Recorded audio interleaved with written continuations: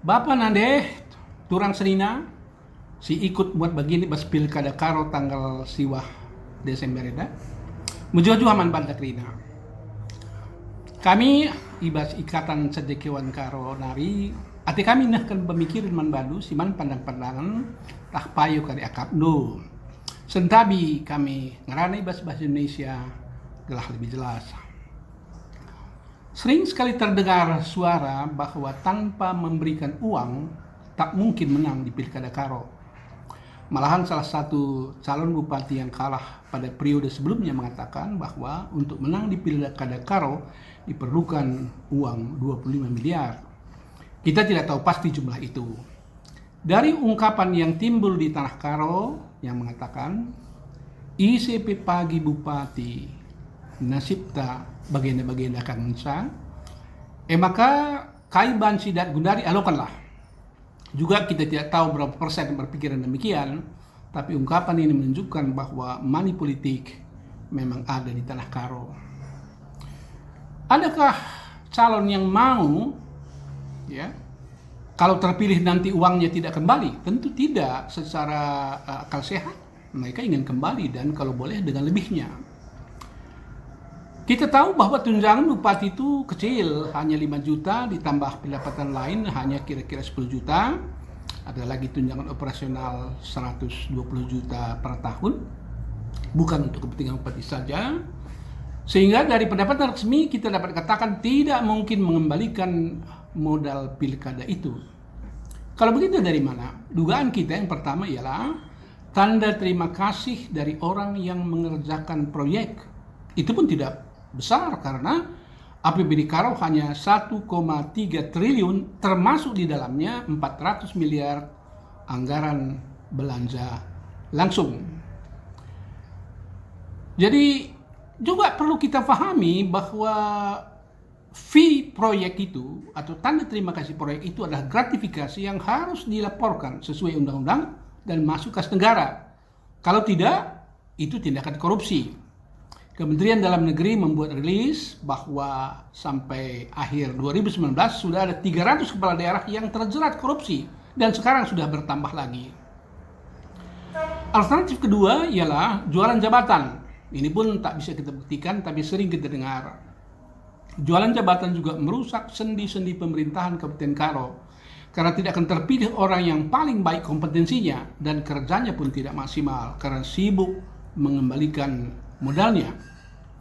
Ikatan Sedekewan Karo melihat bahwa Kabupaten Karo telah tertinggal di bidang pendidikan, pariwisata, infrastruktur yang mempengaruhi perekonomian, dan merebaknya penyakit sosial. Kalau tidak ada peningkatan kinerja yang luar biasa, maka Kabupaten Karo akan makin tertinggal.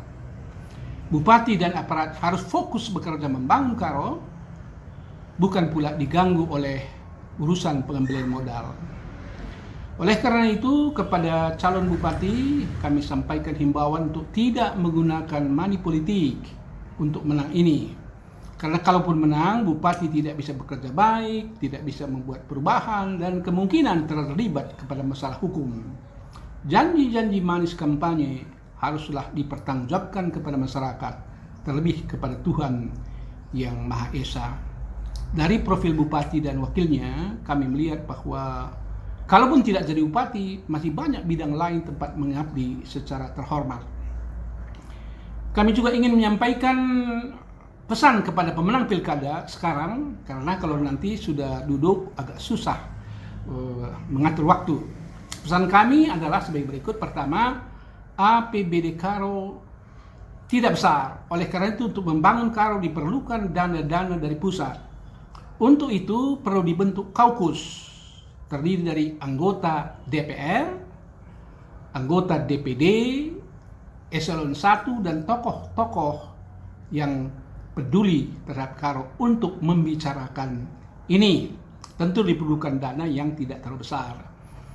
Nah, dulu waktu membangun Kelok 9, pemerintah Provinsi Sumatera Barat melakukan itu. Dan kita salah satu yang paling penting diperjuangkan adalah pembangunan jalan layang Medan Brastagi.